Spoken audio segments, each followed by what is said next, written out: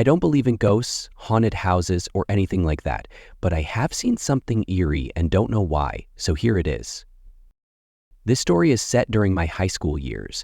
The Sooners' hometown of Noble, Oklahoma, a little hamlet south of Norman, is where I went to Noble High. Everyone in Noble was aware of this abandoned house on Cedar Lane, which is a spooky road in and of itself. I also saw another bizarre incident there, but it was more akin to an extra restaurant. In any case, this house was an ideal illustration of a haunted house. There are two very old stories and a story about a youngster being killed in a dryer or something similar. Since we were only 15 and without a license, my closest friend and I decided we wanted to check it out. So one day after school, his brother took us there. We went during the day, so there was still visibility. A disgusting scene of graffiti covering the walls and the smell of rotting wood greeted us as we entered via the front entrance. We were so impressed that we went up the steps first. I had the brilliant notion to kick open a locked or jammed door when we arrived upstairs. For those who don't believe me, I am 6'3" and weigh more than 200 pounds. The door was also quite old, so it was easy to knock it down with a single swat kick. A blast of chilly air rushed past us as soon as the door opened. I didn't give it much thought, despite the fact that it seemed odd. We then proceeded to explore the rest of the house after finishing the upstairs and found a basement. Since it was becoming late and my mother wanted us home, we simply took note of it and departed without going inside. My friend and his brother came home to spend the night with me. I would like to think that it was anything supernatural, but it was probably just me being a pussy. I had a spooky feeling as soon as we started our descent into the dark basement. As we looked around the basement, it became clear that it was incredibly big and cluttered. Due to the previous reports I had heard, a dryer was one of the products that caught my attention. It was not the only object that had been placed there, but it was still a common household item, even though it did appear to be coincidental. Since there had been no paranormal activity in the basement, we made the decision to leave and return home. At this point, things became rather strange. We all three heard a really loud bang as soon as we entered the main living room area, which was where the front entrance was. I could only describe this noise as a huge growl that seemed to emanate from the entire home, as though it were demanding us to go right away in a furious rush to get into the automobile. We sped through the front door, most likely setting a new world speed record. I got my leg caught after running straight into a barbed wire fence on the way to the car. My friend leaped onto the fence and tore my leg while I was attempting to remove it without causing too much damage. To be honest, I was too scared to care, so I just tore it out and dragged my ass to the car. All we knew was that what had just happened was fucking magnificent, but we were unable to understand it. I still don't really understand what may have caused such terrible roar. I initially thought it was just the wind hitting the house, but for two reasons. One, there was no wind. That would not have caused the sound we heard. I still don't believe in ghosts or anything like that, but I was genuinely terrified since I couldn't explain what happened. The conclusion. I also neglected to mention that the entire house was completely destroyed by a nut a few years later. The house's foundation, and of course the basement beneath it, are all that remain. A well-known ghost hunter was invited to speak at my institution by the Student Campus Activities Committee. I left my cynical boyfriend in his hostel and sped out to the theater, since I've always had a fascination with the paranormal. Although I had never heard of the ghost hunter, he had a remarkable background and appeared to be working on a number of projects at the time. He may possibly have a TV show now. This was in 2005. Although he was a little man with a receding hairline and a small white professor's beard, his discourse about the hereafter was intriguing. You could tell he was a great salesman, or that he actually saw what he said he saw. We were captivated by his every word. We viewed a few fascinating video snippets of his research. He had an assortment of photographs and spooky tales to accompany them. I recall one about a ghostly doll that he claimed roamed freely around the owner's room after being purchased at a flea market, but only when no one was available to see it. He let people ask questions toward the conclusion. Some of the questions were actually quite fascinating, but there were also the usual dumbass college kid questions, such as, have you ever seen someone's head spin around like The Exorcist? I raised my hand, determined not to let this chance to talk with someone so well respected in the realm of the supernatural pass me by. When he saw me, the ghost hunter grinned and pointed. Yes, you, the girl in the white shirt? I answered, yeah, hi. And I realized that I sounded anxious because I felt foolish for coming across as such. I was just wondering, what's the scariest thing you can remember from your career as a ghost hunter? Even though I was far from the stage and halfway back in the theater, I saw his face drop. I am certain that I did.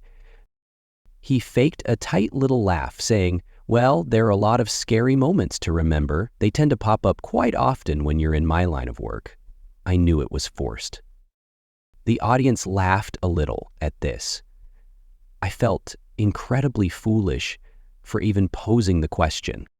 He continued by sharing a story about his flashlight failing as he was pursuing a poltergeist in an abandoned elementary school. I recall it because it wasn't very frightening, at least not to someone who makes a livelihood by hunting ghosts. After finishing the story, he responded to a few additional queries. He didn't give me another look. I made the decision not to get caught up in the throng of kids heading out the front door when it was all over and everyone was starting to go. I left the theater silently, feeling a little down, as if I had done something wrong, and made my way to my room. Outside, the ghost hunter was smoking a cigarette while perched on a bench close to the bike racks. In an attempt to avoid his notice, I ducked my head. Hey, kid! He crushed the cigarette out on the cement bench next to him after taking another drag. I recall blurting out, listen, I'm sorry, feeling like such a foolish young girl. I know my question was dumb. I wasn't trying to make fun of you or anything. He gave a head shake. He cleared the bench of the ashes. He invited me to sit by patting the area next to him. I hesitated for a while since, as they taught in the intro to university seminars, this could absolutely be a case of stranger danger. Then I sat down and kept a safe distance from him. Since I was younger and he was older, I could definitely outrun him. Or perhaps I was as foolish as I thought. According to the ghost hunter, I didn't tell the truth. In close-up, his face appeared more older, with deeper wrinkles. He was a man in his 60s who had obviously seen a lot of things, but his air of confidence as a salesman had vanished. That story I told, it wasn't the scariest moment of my career. I know, I recall uttering. He nodded, as though he had known I knew. This is the scariest moment of my career, he added, and this is what he told me. I was a lot younger man in the 1970s, who had not yet achieved success in the paranormal field, and was thus left to pick up the pieces that the professionals didn't want. They were mostly schizophrenics, whose damaged minds led them to believe that phantoms were pursuing them, or kids pulling practical jokes on naive and worried neighbors. If nothing else, I just used sage to clean the house before leaving. I was overjoyed when I first received the call. The client described what seemed to be a full-fledged demonic haunting, complete with many witnesses, possession, and physical manifestations. It was the respite I had been seeking. I needed the respite. The fact that their teenage son, whom they said was afflicted with possession, had started acting violently against his family members was the only aspect that really concerned me. He had just been grumpy and out of character until recently, but he had attempted to rape his older female relative a week before. The wave of depression that made her life hurts soon passed, and she hopes to send the child to college. Because everything is turning badly, Please help locate her brother and sister, as their life depends on it. There is no incentive for them to do anything but leave. I therefore made sure to be well prepared when I left for their house. I took crucifixes, sage, holy water, and a small loaded revolver for good measure. Something about the mother's anxious voice on the phone told me it was just a fantastic idea, even though I knew it wouldn't come to that. I wish I could claim that the actual visit was thrilling. Unfortunately, everything seemed to cease as soon as I arrived into the gorgeously restored Victorian's driveway. That is, if everything was ever there in the first place. I looked into the house for 2 weeks. For the time, the equipment I used was regarded as highly technologically advanced.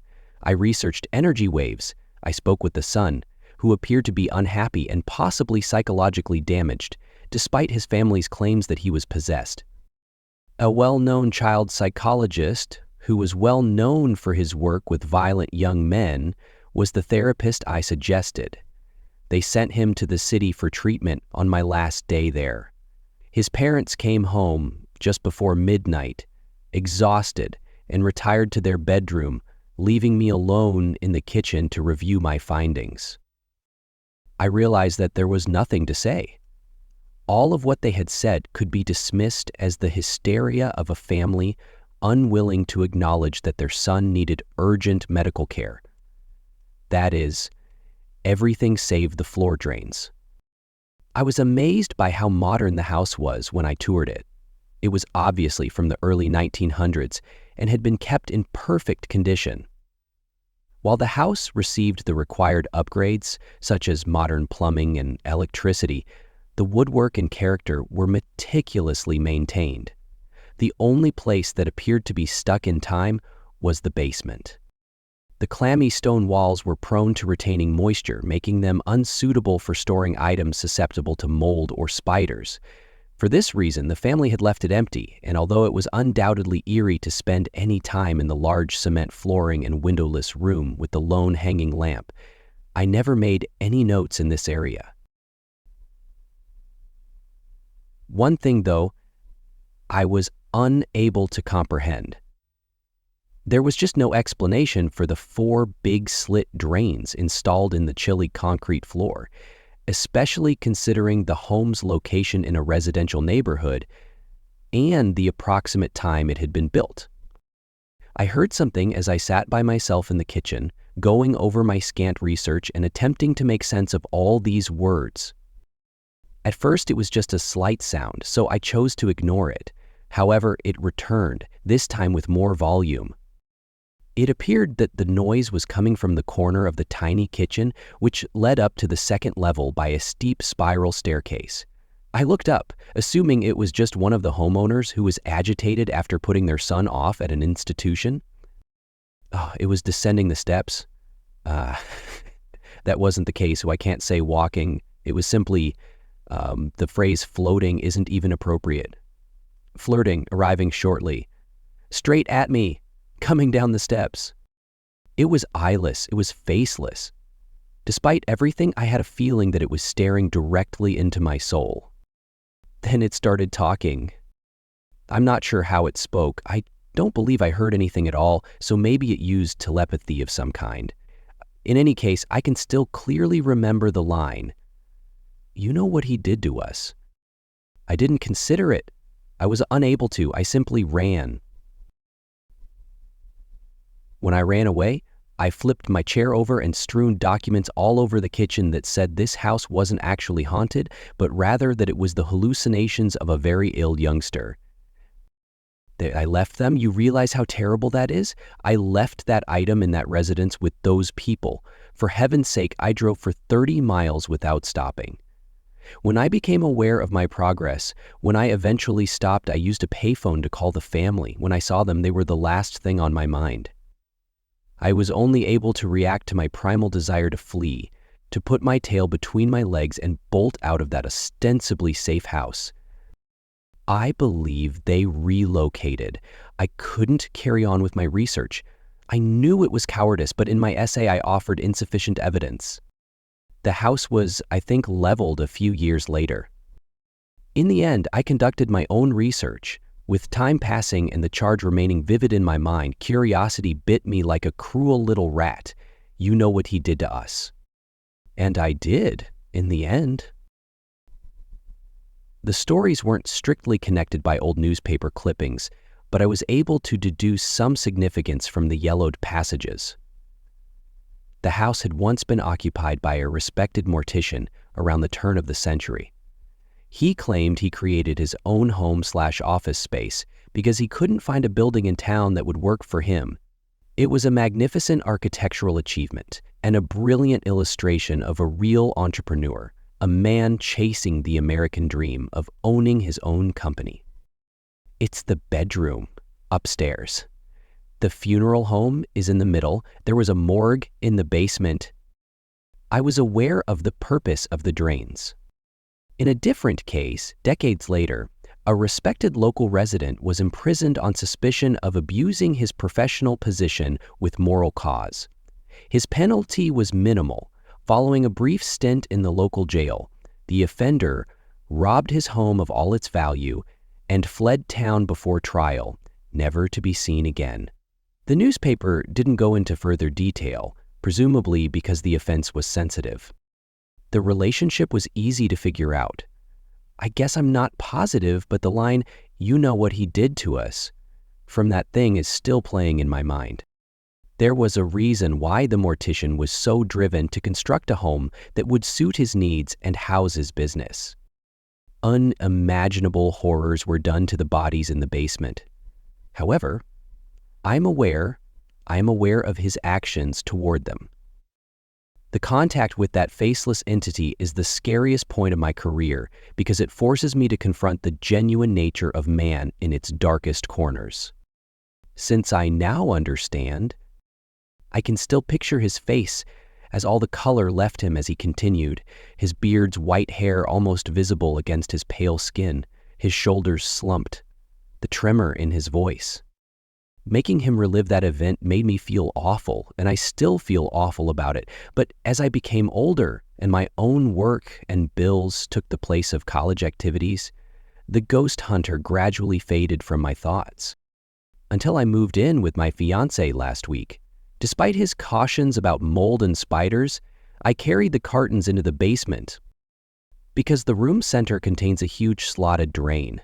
I want to provide some background information about the place where my story is set before I go into my personal account. The remains of St. Mary's College are located next to the Ilchester paper mill on a ridge with a view of the Patapsco River. Before the seminary was finally relocated to a neighboring location in the 1950s, hundreds of young men were trained for it at the previous religious school, which had opened in the 1890s. Following its closure in the 1950s, the abandoned school in the ostensibly non-existent town of Ilchester swiftly turned into a playground for local youths to loiter and vandalize.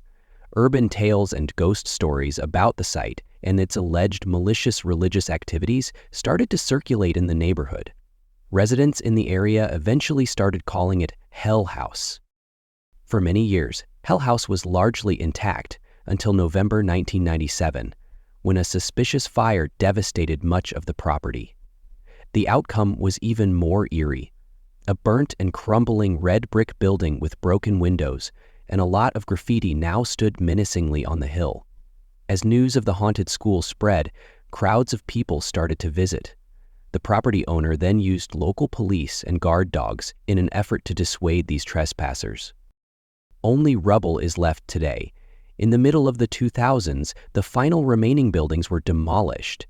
Nonetheless, a number of steps that lead to the school remain intact, lending the forested ruins a spooky, terrifying feel. I copied and pasted the preceding text to save time. It wasn't written by me.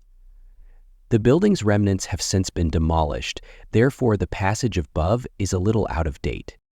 The property is also the subject of numerous urban myths, one of which is that a priest kills some students in a sacrificial ceremony before taking his own life. However, I've heard that throughout the 1970s and 1980s, people would visit the site to do satanic rituals or something similar. Someone I know personally, who grew up or lived in the region at the time, attested to this. Now that we've covered the background, let me tell you what occurred to me there. I was around 18 or 19. My pals had been chatting about this real haunted house in the neighborhood, which they lovingly referred to as Hell House. I recall hearing all of the property stories. There were urban legends of a priest killing some students, a pack of guard dogs stationed to safeguard the land, and a mad elderly caretaker who would use rubber bullets to shoot trespassers. My curiosity grew as I learned more about Hell House. There had to be something about this property that would allow these types of tales to arise, whether or not they were accurate. I finally plucked up the confidence to go check this place out with a couple of friends. The only issue was that we didn't know the location of this location. We asked folks if they knew how to get there as we strolled down Main Street. Many folks shrugged and continued to stroll. Some of the local hipster types would spend their Friday and Saturday evenings in a little nook by a coffee shop. There were benches on the cobblestone sidewalk around the alcove's border. "Do any of you guys know where to find Hell House?" we asked the gathering. A burly, bearded man wearing a cowboy-style hat emerges from the darkened hangout area. His appearance can best be described as a look-alike of Lynyrd Skynyrd's singer Ronnie Van Zant. "Yes, I've been up there a few times, so I know where it is." "Where's your car?" he asked, offering to transport him. We go to the car with this guy. We were young and foolish, so it was definitely a horrible decision to put this stranger in the car with us. As we drove through the back roads, he told us how he had gotten to know the crazy caretaker who used to watch over the grounds, and who seemed to like his appearance. He showed him around the property, pointing out all the old buildings and providing him with some background information on the area. We were really fortunate to find someone who had been given the grand tour by none other than Mr. Crazy himself. He gave us his word that the caretaker had left the property. He was accused with assault and battery with intent to murder after allegedly gravely injuring a trespasser in some sort of confrontation. We pull into a dirt parking lot that is deserted. "We'll have to park here," says Ronnie. "It'll be obvious that there are people up there if we park any closer, and the police will probably arrive." Our journey to the grounds begins. I am both excited and afraid as I approach the foreboding staircase that leads to the summit of a very steep hill. That sense intensified when one reached the top of the stairway, where multiple buildings stand, crumbling and in disrepair. Ronnie walks us around the property, pointing out every building that was there. Across from the main building, which had been partially destroyed by fire a few years earlier, was what I can only assume was the operations shop. On the lower level of the building was a garage with a rusted-out old car. The greenhouse had almost all of the glass broken, and my personal favorite was the pool and shower house. The showers simply left you feeling lonely and desolate when you first entered the pool, which had approximately a foot of green, scummy, stagnant water at the bottom. We left without any problems after the trip. However, this is not the end of the story. A week or so later, I went back to Hell House with a group of 9 or 10 people to conduct some additional exploring. We had just ascended the eerie staircase and found ourselves in front of the main structure when we heard a voice that sounded like surround sound, loud, low, growly, and demonic. I was initially startled by what I was hearing and froze. A few sentences were uttered by this speaker, but the words were unfamiliar. After the roaring ceased, we all simply exchanged glances and assumed that someone was playing tricks on us. It wasn't just someone playing around, as I believe I knew back then as well as I do today. We eventually depart after continuing our journey without hearing any further disembodied voices or anything unusual. We had made it a habit to occasionally visit Hell House. Despite the fact that we had seen everything there was something about it that kept us coming back. Myself in particular, for some reason. I took my then girlfriend up there to explore a few weeks after the demonic-sounding voice had suddenly hissed at us. We went past the greenhouse and up the main path to the pool. My girlfriend comes to a complete halt. "Come on, what's wrong?" I said. Reluctantly, she begins to follow me on foot. After taking a few more steps, she stops once more, spins around, and swiftly starts walking in the other direction. "Go on," I repeat, and she responds, "We have to leave. She doesn't want us here." I'm now certain that she was merely frightened, so I tell her, "Don't be silly, there's nothing here." And she responds, "She doesn't want us here," but a little harsher this time. Since she is excited to go, I say, "Okay, let's go."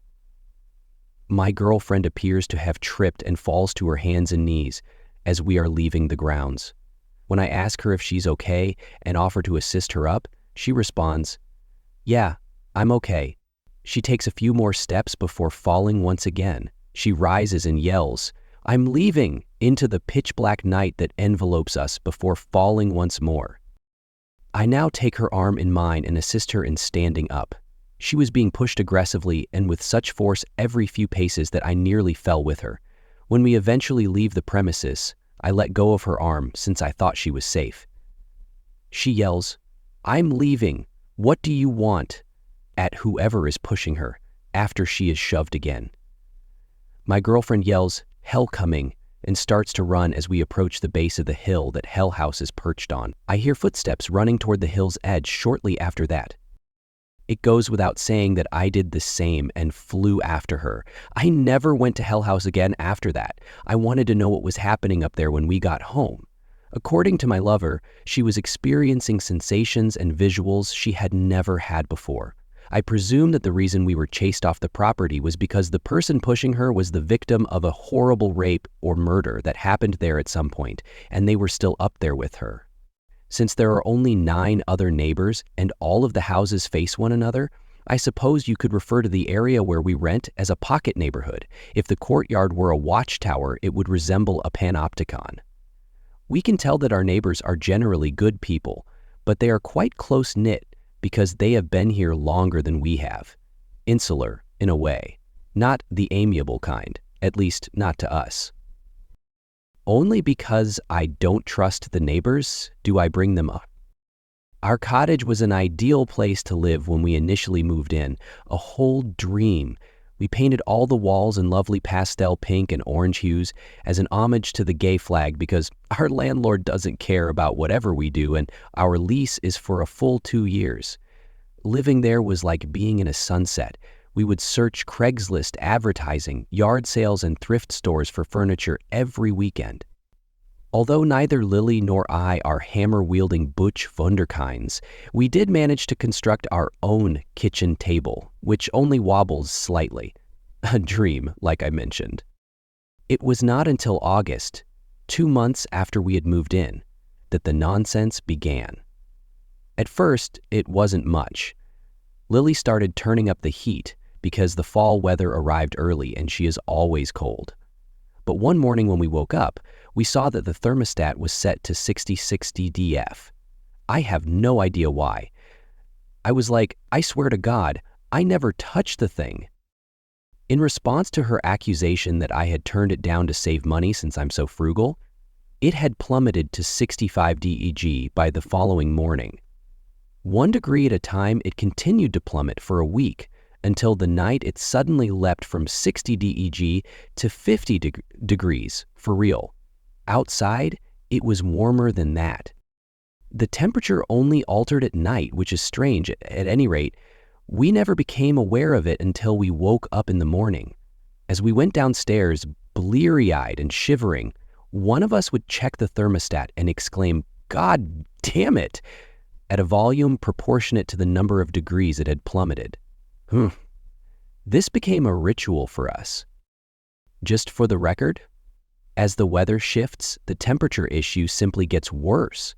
The front door whistles in windy conditions, the windows are drafty and foggy in the mornings, and we assume the house was never completely sealed. Additionally, there is a dog door below, and due to its unusual size, we do not have a plastic panel to cover it. Larger than any commercial dog door I've ever seen, actually. Ours looks do-it-yourself, so we assume the prior owner had a fucking bodybuilder dog and had to make do. That's why I say commercial dog doors. In any case, neither will the landlord handle that. We simply pushed a piece of cardboard into the dog door's exterior. Greetings from my life. I got Lily a heated mattress pad because she ends up freezing most nights. I'm currently sleeping on a cot in our bedroom since I thought I was going to die of heat stroke after spending a night on top of that thing with all of her blankets piled on top. Yes, exactly. A cot. Using an old moving box for a bedside table. For someone with insomnia like me, this is not a good setup. To fall asleep, I've started taking Benadryl tablets or NyQuil caps every night. I know it's not healthy. By the way, Lily is unaware of the NyQuil/Benadryl connection. I haven't informed her yet since I don't want her to believe that I've gone crazy on over-the-counter medications. But she'll definitely find out if this gets any traction because she uses Reddit, hello honey, that all of this garbage is my fault. It's not just the thermostat, you see. Lily's baby book was lost. It was handmade by her mother. It contains every photo of Lily taken throughout her first 2 years of life. It is located directly on the left end of the upper level of her bookcase. You can't miss it. It's a large white book with pink lace frills. While we were preparing dinner one evening in mid to late September, Lily froze when she reached for a cookbook. She simply came to a complete halt, motionless. "What happened to your baby album?" she inquired. She inquired as to whether I might have moved it and forgotten where I put it. I claimed not to know what had happened to it, but I was wrong. I don't. However, I keep coming across those baby photos. The fact that Lily doesn't locate them is pretty strange. I alone do. They appear in odd locations, such as behind the coffee machine, between the pages of other books, within my shoe toes, and behind Bug's cat food. And the pictures are always without a head. However, scissors are never used. Every time, Lily's head is torn off. The tears are sharp, irregular, and furious white slashes that appear to have been made quickly, as if the person who did it was only interested in quickly decapitating Lily. I put my hands in my pockets and felt a crumpled wad of something glossy last week as I was making my way to work. I recognized it as a picture I had seen before when I smoothed it out. A young Lily sitting in front of her second birthday cake, her lips pursed to blow out the candles. However, it had been ripped so severely that half of her body was simply gone. Only a plump toddler hand, a piece of dark hair, and a snatch of pink fabric that had once been a t-shirt remained. I recalled that the shirt had said, "Doggone cute," above a cartoon poodle in a speech bubble. All it stated now was gone. I apologize for not telling you, Lily, if you are reading this. Furthermore, I apologize even more for discarding your baby photos. Still, they're damaged. Perhaps if it were only the newborn photos or the thermostat, I'm not sure. Perhaps I wouldn't worry as much. Perhaps if I weren't the only one who kept running across my buddy who had been beheaded, if Lily also... Okay, in any case, the problem is that the baby photos aren't even the worst, Reddit. Lily and I attended a frightening cocktail party at the community center on Halloween. I saw it mentioned on Nextdoor, but no one invited us. We simply wanted to meet new people and possibly become friends, you know? I suppose the neighbors were courteous, but we were only able to elicit a polite grin from them. After that, I contracted terrible food poisoning, so we left early and went home. Around 7, perhaps. We all, including me, immediately passed out on Lily's bed as soon as we arrived home. When I'm intoxicated, I normally fall asleep like a rock, but at the party, I was a little queasy and out of it. After a restless night's sleep, I spent the next day throwing up. She felt fine because every time we drink, Lily will only taste my drink once and be happy that she won't have a hangover. She looked after me all day while we called in sick to work. "Alice, how drunk were you last night?" She asked me unexpectedly that evening when I had begun to feel better. I thought, Dub TF are you talking about? I had just had a few Coke coups of drinks and the tuna sandwich I took to work most likely caused my food sickness. to show me the photo at that point. It was in her camera roll, next to all of her party photos. But this one was unique. I could barely see the details in the picture because it was so black. Then it hit me. It was Lily. As usual, Lily was resting on her stomach in bed. By herself. Lily. I had spent the entire night next to her. But it was only Lily in the photo. By themselves. I repeatedly looked at the timestamp. 2:33 a.m. on November 1st, 2022. Halloween evening. I slept so soundly that night that I woke up with soreness all over from standing in one spot for 12 hours. Lily, however, insisted that I must have taken it. It had to have been me, after all. Correct? Correct? At any rate, I told her that, yes, it was me, of course. I must have been more inebriated than I thought. But I know it wasn't me. You also know it deep down, Lily. I kept seeing you glancing at the picture until you erased it. You must have been poring over it for hours. You couldn't possibly have missed the fact that it was taken straight above your body from ceiling height, Lily, a view of your sleeping, nude body from above. I couldn't have snapped that photo even if I had been standing on the bed with my legs straddling your torso, because I'm 5'2". Not from that altitude, not from that perspective. And that's not all, my love. As you are aware if you are reading this, I've been sleeping with Benadryl and NyQuil. Lily, my medication keeps disappearing.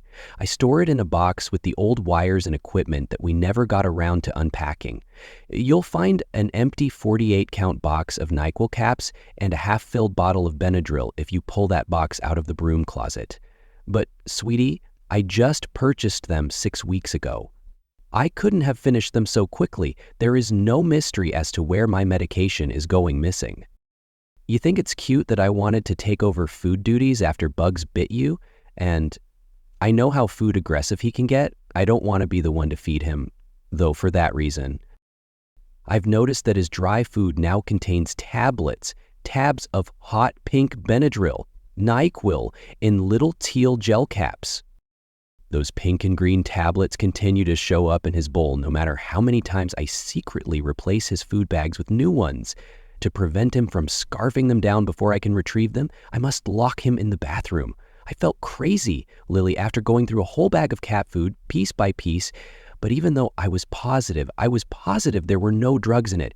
Somehow, though, the following morning, there it was. He was eating that Technicolor confetti.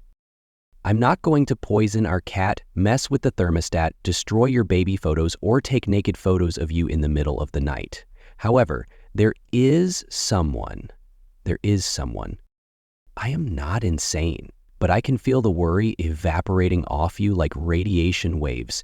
When I stare out of the window, you pull me away. You don't realize that I'm just staring because they stare first. The neighbors.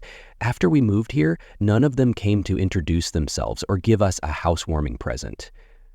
Didn't you find it strange? Lily, why did they not speak to us during the cocktail party? Why are none of their names familiar to us? They look through our windows. I see them. Well, hell, even as I type this, one of them might be reading it. They could, though I'm not sure how. They would find a way. My dear, take a look at what I discovered behind our doormat. A Bible page that has been ripped as ruthlessly as any of your newborn photos. They have written December 1 at the top of the page and highlighted Proverbs 16:18. Pride goes before destruction and a haughty spirit before violence. Pride, such as homosexual pride. And you are aware that World AIDS Day is on December 1st. They may therefore be homophobic, or perhaps they want us to believe that they are in order to conceal their actual intentions. Is it any more important? We're being tortured by them. The thermostat was the initial cause, and things have only gotten worse since then. Willie, perhaps they want us dead. I've been missing a lot of work recently, which I know you don't like, but I have to stay at home and protect Bugs. Do you not understand? This place is unsafe for us. I need to see a doctor, please, and stop staring at me like I'm a grenade. Fragile and dangerous all at once. I'm tired of you and all you've put the blame on me for. tired of not sleeping in a cot across the room, and tired of the cold. You saw that damn picture. You are aware of our situation. You still believe I'm insane, though. Reddit, she thinks I'm insane. How will I proceed? What will take place on December 1st? I'm not insane. I'm not.